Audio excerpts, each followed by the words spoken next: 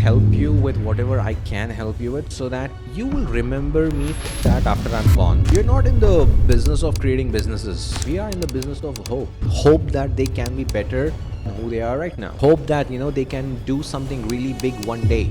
Hope that they should dream big and they can dream big. Hope that they can level up with all the other biggies in the ecosystem who have had the privilege to try entrepreneurship. You're quite an expert at taking businesses from 0 to 1. Like, for example, with Math.ai, you got it to 2,200 users in the first kids.co.in, 100 active users within a week, 1,500 plus users in Iftar Party, right? Yeah. What's the secret? The secret really is. Before we start, to make this podcast more interactive, this podcast is divided into 3 parts. And for each milestone that you reach, task for you is to comment below what you have learned from each milestone that you have reached. Well, I hope to see you at the finish line. You are watching the CEO Corner. As always, never tomorrow. Miraj, welcome to the show. Thanks, Rizwan. Thanks for having me. Do you like podcasts? Do you like attending podcasts? Not your thing. I don't know. It's not that I hate them. Yeah. I find it slightly uncomfortable for the fact that you're made to sit in a place and talk about stuff for an hour. So yeah. What do you like about podcasts? Because I feel like there's also a positive. Of course, of course. The most important thing that I really love about podcasts is the fact that you do a little bit of self-digging and explore the facts that you were unaware about your own self, maybe before the podcast. Yeah. Yeah. Let me just read out your resume to you so that the people can understand how big of a person we have at the end of the table right here. I'm not sure about the big part, but yeah. You're known for hosting one of Hyderabad's biggest events with 12,000 plus entrepreneurs.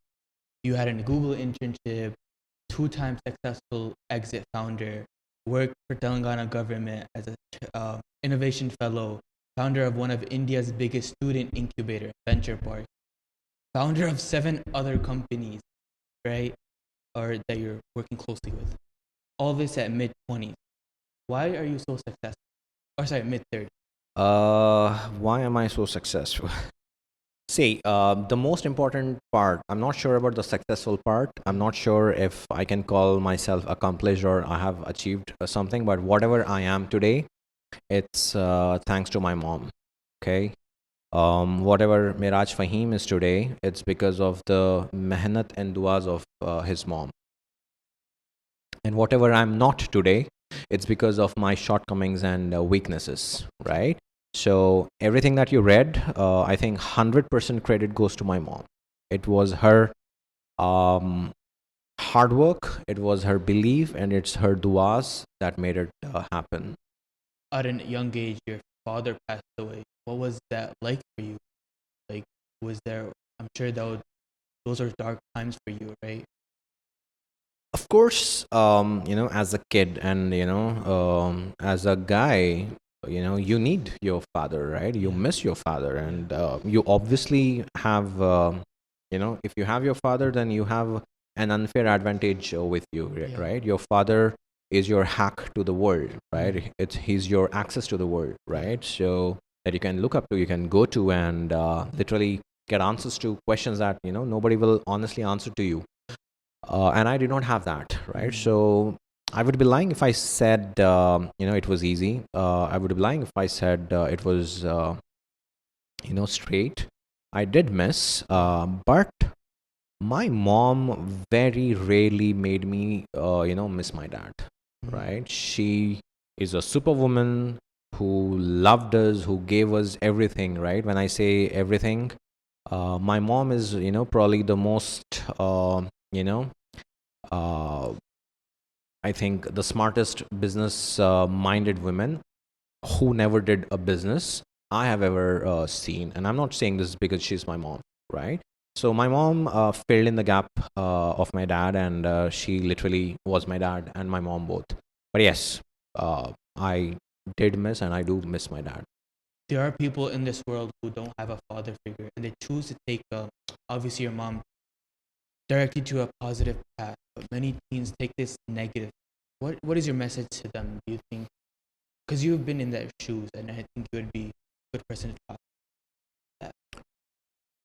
Life is not easy, okay? Life is not easy without you having your dad by your side, right? And it's like you said, it's slightly easy to get distracted and lost, but always remember, whatever you do, your family is going to be held responsible for that, right?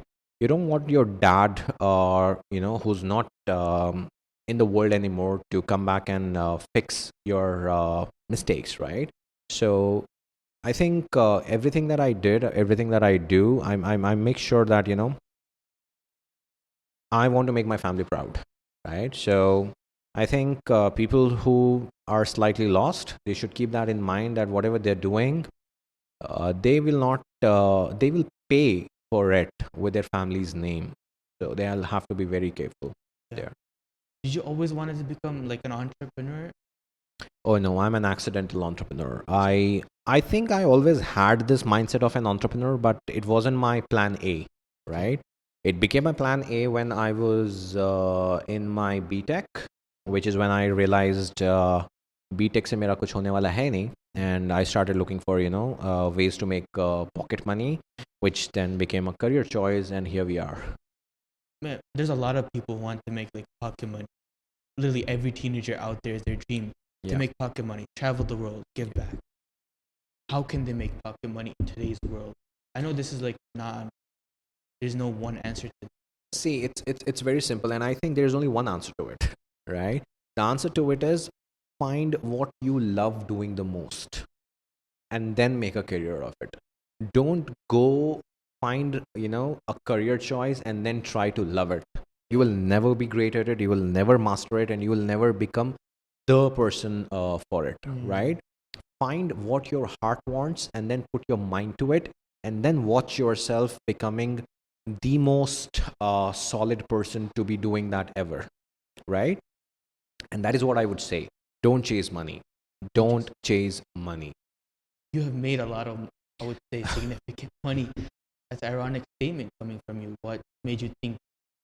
See, I money is a byproduct, okay? And the money that I made, I did not plan to make the money that I made, okay? I hopefully I make a lot more money, because all the hobbies that I've got, they're slightly costly, right? So venture building is what I do, and it's a slightly costly hobby to be doing, and we need a lot of money for it. But like I said, making money is a side, is a byproduct, and you can't make money wanting to make money. You make money wanting to make a difference, right? That's how I would urge people to look at things. Like, speaking of money, right? When young beginning entrepreneurs look at money, they look at gurus. They get caught into that trap, social media. Does that ever like make you mad? Like, cause does that ever irritate you? Because first of all, their whole perception of entrepreneurship just changes. Totally, and I think it's pretty natural. Okay, we get drifted basically according to our weaknesses, right? How do you think all these fake babas make a lot of money, right? They put their finger on your weakness, on your pain point, and then you be like, damn, you know me so well, right? Which is where you're done. Okay, and it's no rocket science, right? Go talk to any 19 or 18 or 20-year-old guy. He will have three issues. He will need money, he has girlfriend or boyfriend issues, right? And he has a career issue, right? You go, and like I said, it's no rocket science, but when you go meet these people, they're like, oh my goodness, you know it all, right? So help me with that, which is where the problem starts happening, right? So I hate that. So don't follow gurus. Follow your. I don't. And you see, don't make yourself vulnerable. Okay. All of us are vulnerable. Okay. I have, so many vulnerabilities of my own, right? But the minute I open it up, I'm 10x more prone to, succumb to them and fail, right? Versus when I keep them hidden, work on them, fix them, and, strengthen myself. So never expose your vulnerabilities. don't expose your vulnerability, but rather focus on what you love. Yes. How does one fund their? It's very simple, okay? You don't become successful by focusing on your weaknesses and, cribbing about things that you don't have. You become successful by focusing on things that you have, doubling down on those, and building on top of it, right? So identify your strengths, identify what your heart wants, put your mind to it, find things that you need to know, need to do, people that you need to make that happen, and then you make it happen. You're looked at as a leader. Who does Miraj look at as a leader? Who do you look up? So there are different people that I look up to for different things. Okay. My belief system is built, right? Majority of that is derived from the way of life of the Prophet Muhammad sallallahu alaihi wasallam himself, and the whole belief system is built around that. Okay, nothing can shake me because of that belief system that was inculcated in me from really early ages. So that's one. And then for business, for tech, for non-tech, for different things, I have different inspirations that I look up to. But there's no one thing. For Yeah. example, let's say if I do look up to, let's say, Johnny Ive for design, but not for product, right? So I do look up to Steve Jobs for product, but not for technology, Yeah.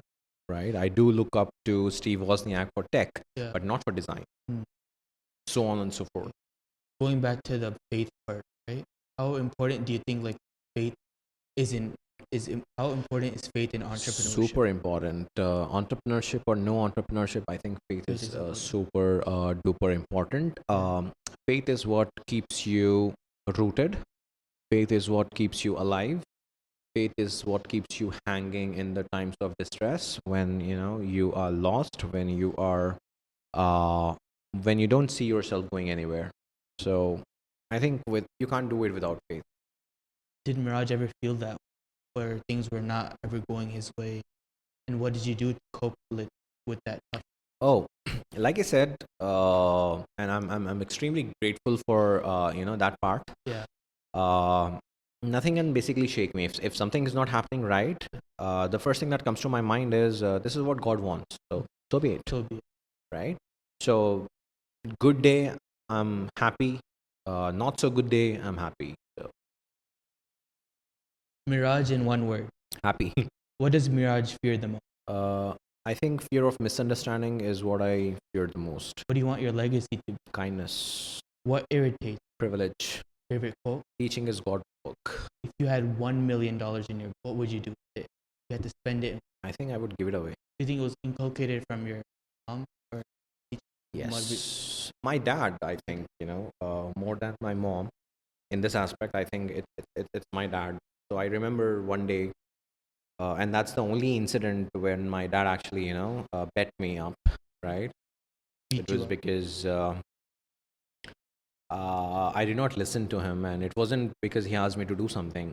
So I remember we were getting back home from shopping late night, and my uncle was sleeping in the house, and he asked me not to ring the bell because it would disturb his sleep. Right? I think I was 6, 7 years old, and I did not listen to him. I just rushed and rang the bell, and that woke my mama up, and that literally irritated my dad, and he bet me up, and that's when I realized, what mattered to him the most. And now there are a lot of his friends that I, bump into, and every single time when I meet someone, they go like, your dad used to do this, your dad used to do that, your dad was this, your dad was that, right? And it fills me up with a sense of pride, right? And so I try and be like him. Try to be like him? What did your dad teach? What did you learn from your dad? Just this? Prioritizing people over anything else.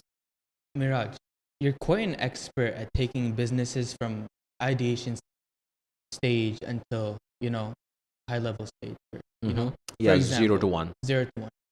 Like, for example, with math.ai, beautiful domain name, first of all. You've gotten it to 2,200 users in the first kids.co.in, 100 active users within a week, not even a week. 1,500 plus users in iftar party, right? Yeah. What's the secret? There's no secret sauce. It's the secret really is building something that people really want. Okay. And I think I learned this really late in my life. Yeah. Earlier, I used to build things that I think people wanted, which is slightly confusing and not true. But after a certain point in time, after 2017, a lot of things changed, which is when I started building things what people wanted, right? Research back and not getting emotional with this will work out, Yeah. and all that. So I cut down on that one, double down on figuring things the right way on what people wanted, and no, you cannot go and ask people what they want and then build what they say they want, because people always lie. Okay, you have to remember this always and keep this on top of your mind. Because you will find a lot of books, a lot of, in theory, there are a lot of people who will tell you, okay, hey, go talk to people, see what they say, and maybe, build what they say they want. Don't do that. Never do that, right? And there's this very famous Henry Ford quote. If I had asked people what they wanted, they would have said faster horses, right? They would have not said cars, right? Because people, with all due respect, give you feedback based on their background, their understanding, their experience, and their skills and knowledge, right? And they're not supposed to know what you are supposed to do, right? So you cannot, put the burden of thinking on them. Yeah. The burden of thinking is always on you. So you have to figure out what do you build that the market needs, that people want right now and are willing to pay for it, right? And I think with a lot of trial and error, with a lot of experimentation, I figured it out, and then we continued to build some really cool consumer brands, right? Iftarparty.com was one, Match.ai. Now we have about 10,000 users, right?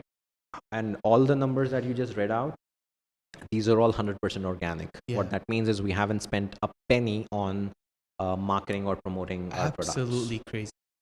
What is, because when people think of marketing, they think of paid advertising. What do you think as marketing in your? Paid advertising is really important, but it comes after you have figured out your product market fitness, right? After you have confirmed, there are this set of people who really absolutely love your product and can't do without it. You then use digital marketing to increase and scale that set of market, right? Find those people, right? And in fact, to answer this thing, I created my template.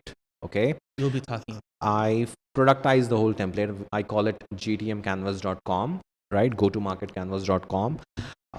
Anybody can just go. It's free to download. They can just fill it up and just do what the GTM canvas asks you to do, right? I blindly follow my GTM canvas. And that's how we got to 10,000 users for Match.ai and all the other products. Now, one very important aspect that we miss out here is the fact that the founder thinks the product works by itself. No, it doesn't. The founder has to work really, really, really, really, really hard to make it work. You cannot expect I'll launch it and everybody will go gaga and continue to use it. That doesn't work. It's not going to work that way. You have to literally go to your users, find them and go to your users every single day for the first 2 years, after which the market will know a little bit about you, and if they really love what you're doing, they will come back to you and they will get more people to you. That is how any business can be. Let's talk a little bit more about the GTM canvas. There are 9 parts of the GTM canvas. What are those 9 parts? Number 1 is, it starts with the primary feature of your product. What that means is what are people coming to you for, right? We all go to the products for that one thing. For example, this coffee. Why do you go to a coffee shop? To buy a coffee, right? And second one is primary sellable feature. What are you getting paid for, right? Most of the times it's the same thing, primary feature and primary sellable feature, but it doesn't have to be the same thing if you're working on slightly complex products like google.com, right? We go to Google for the search results, right? But we don't pay Google to use the search engine. Advertisers use the search engine and pay Google for the ads, right? So primary feature, primary sellable feature, and then comes your differentiator and alpha. Alpha is your unfair advantage, right? So these are the first four parts of your GTM mechanic. How does one find like their alpha? And why did you even come up with that? See, alpha is good question.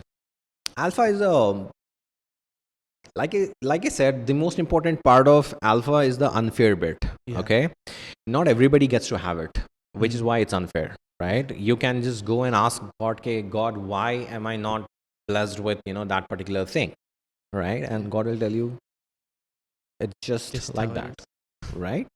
So that's why we call it unfair advantage, and we have to figure out, and we have to understand not every product will have unfair advantage, right?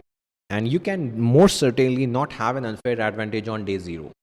Okay, it will take a little bit of time for people to figure out what their alpha is, and if you're lucky, you will find it out. You will figure it out, and you will find out what your alpha is over a period of time. But if you're a traditional business, then good luck finding your alpha, because I don't think you might have one, right? Differentiator is very different from alpha. What's the difference between? Differentiator is basically what makes your product different from others, right? It could be the quality of the product, it could be the features of the product, it could be the color and the price of the product, it could be any of those tangible things that technically differentiate you from others. But alpha is not. Alpha can be intangible. Let's say you are launching a product, and Cristiano Ronaldo is your mama. Okay, you ask him to go talk about your product wherever he goes, or wear your t-shirt, right? So that's an unfair advantage. I mean, I cannot go and get him to do that. I'll have to spend millions of dollars for him to do that. So that could be an unfair advantage.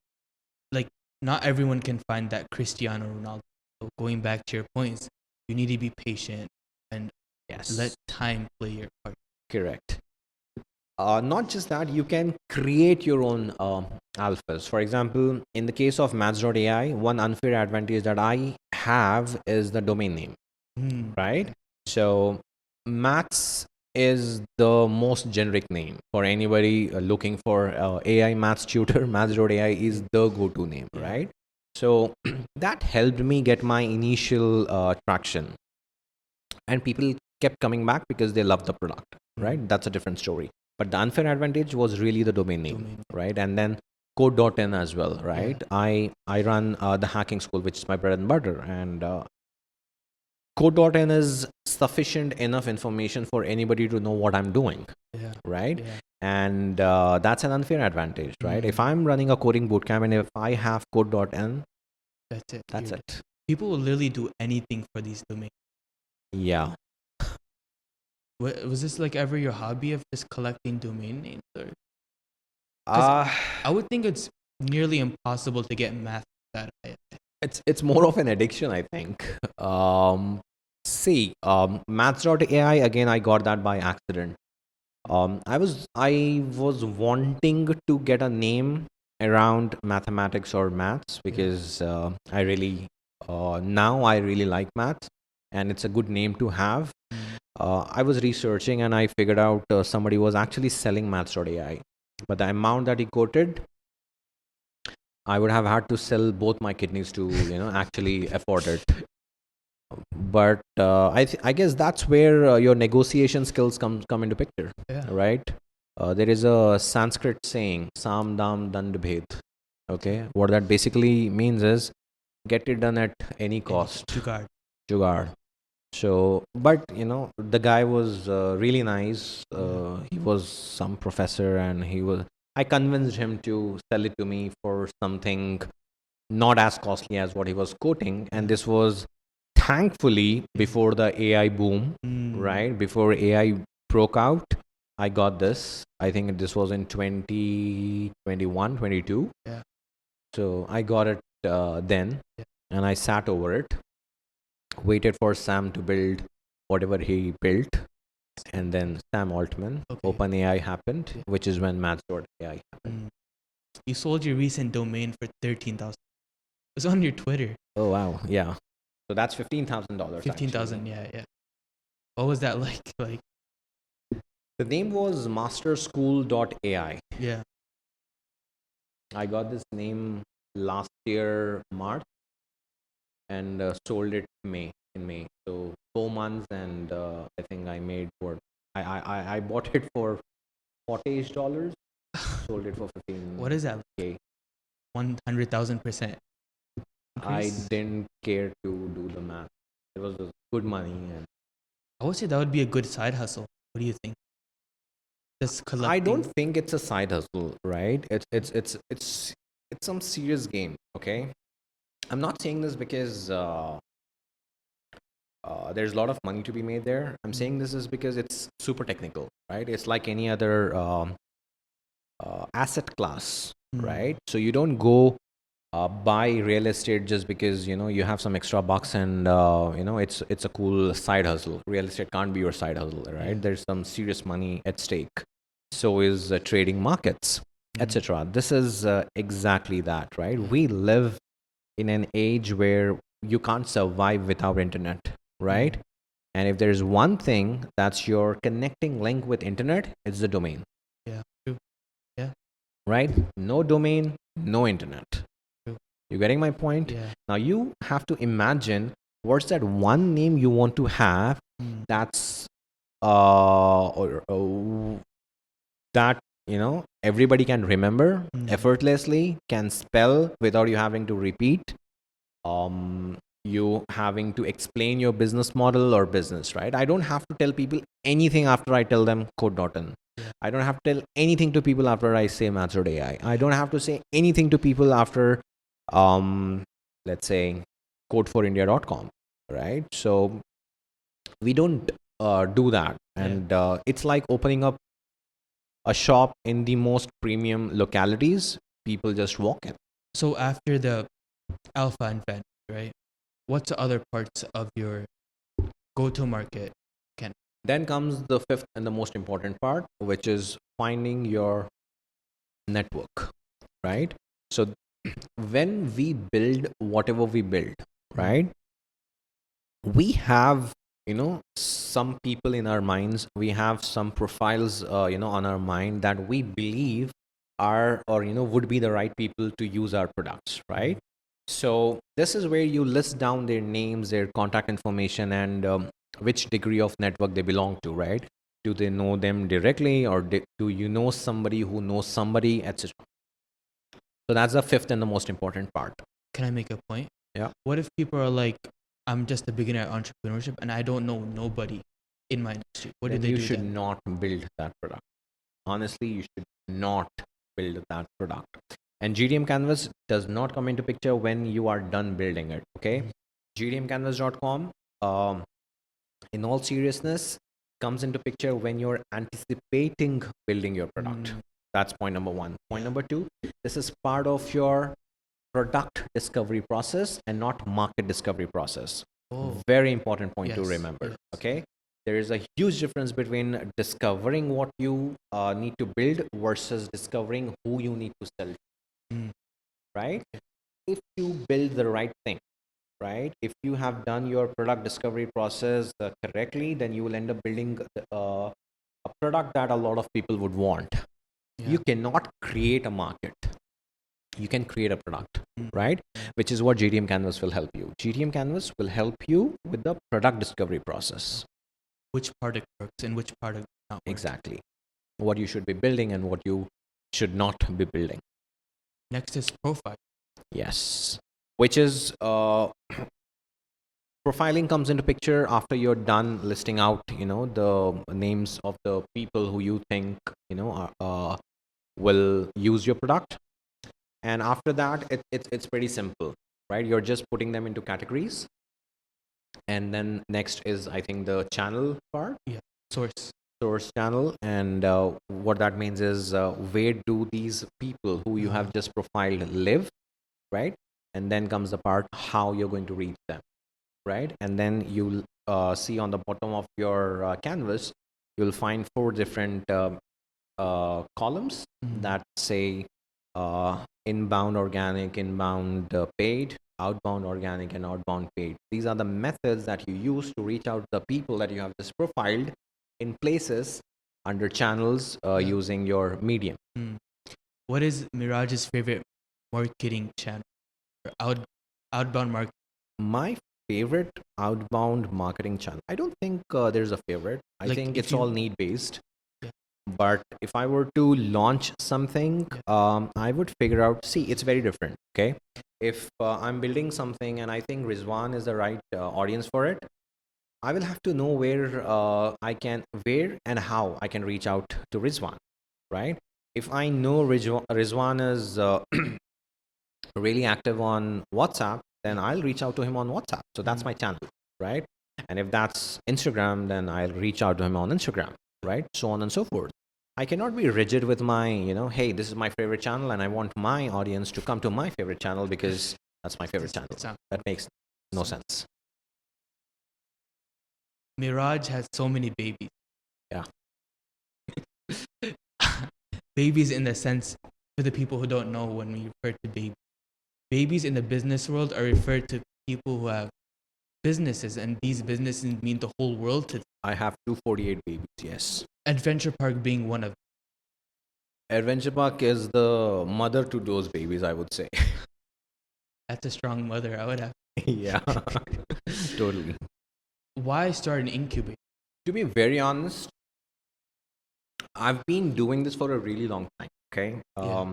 Helping founders with a lot of different things informally. And I love doing it, right? I don't do it because I get paid. Even I don't get paid even here, okay?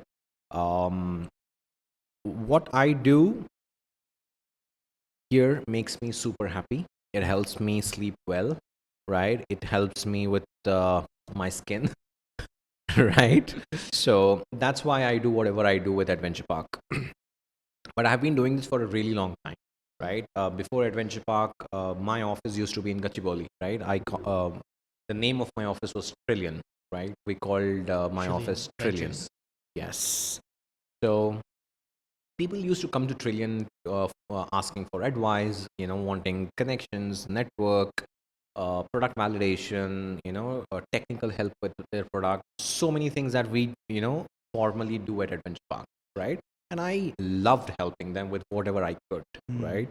So, I mean, at the risk of sounding slightly boastful, I think I'm a giver, right? If I have something and you're asking for it, all yours, right? I'm not going to ask you, what am I going to get in return? I'm not going to ask you, what are you going to do with it? I'm not going to ask you, will you return it to me? I'm not going to ask you, are you going to pay it forward? I don't really care, right? If it's going to help you, I'm happy, right? I will be happy, and I'm happy of the fact that I had something that somebody needed and I could give it to them, right? Keeps you going. Absolutely. So I used to do that informally at Trillion. In fact, mine was a 100-seater office, okay, and my team was just 22, 23 people. Most of the office space that what we did with the rest of the office space was just giveaway, right? Anybody who couldn't pay their office rent, they could just come sit and work, right? It was a co-working space, but we were very relaxed with the payment terms and this and that. Sure, I mean, it's not adding any extra cost to me, right? So if it's not hurting me, then This goes back to a point we made earlier about kindness, giving back to the world, and so that you can return, so you can get back in return. I'm not sure if that's kindness. I'm very selfish that way. I want to help you with whatever I can help you with so that you will remember me for that after I'm gone. Okay? After I'm dead, and all of us will be dead one day, right? What is that one thing that people would remember Miraj for? Right? So I'm selfish that way. I want people to remember me for something that I did for them, right? Maybe I want them to talk about that to my kids. Hey, your dad probably did this to me. Although we live in a society where people forget what you do for them, I know I'm being a little bit salty in here, but then that's fine, I guess, right? Even if they remember and they could, pray for my peace, uh, I think it's a win. That's why I think COVID was such a beautiful time because Totally. people brought out their kindness. All of a sudden, Yeah. like COVID came, people started giving. Absolutely. And that's the time when we figured out, we could live with the minimum, right? We did not need so much. And if you had noticed, people were all about giving and not taking, right? Everybody was spending their wealth, right? Even the wealthiest, they realized their wealth was of no use and they could buy nothing, with their wealth. They realized at the end of the day, it's the 3 meals a day that they're going to eat, not more than that.